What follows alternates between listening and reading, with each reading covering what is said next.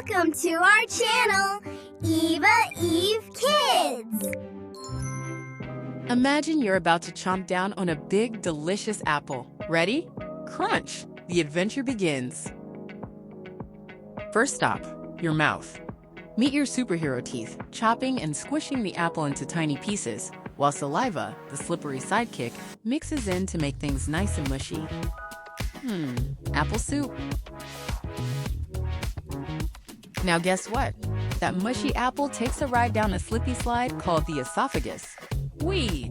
It zigzags through the tunnel until, bloop, it cannonballs into the stomach.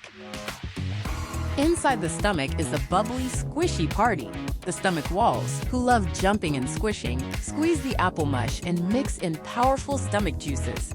It's a wild, twisty washing machine that breaks the food down even more.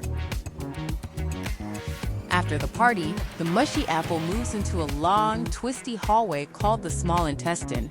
Here, helpful juices from the liver and pancreas show up, dressed as scientists, zapping what's left into yummy fuel your body can use. The walls of the small intestine love catching pieces of the apple and sending the good stuff into your blood, like a zippy delivery service. What's next? Any leftover bits the body can't use head to the large intestine, aka the water squeezer. It slurps out extra water and squishes everything into a neat, tidy package.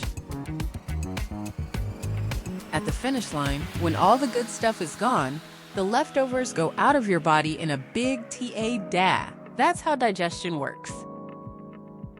So next time you munch a snack, remember, your body puts on a whole silly show to give you energy, one wild bite at a time.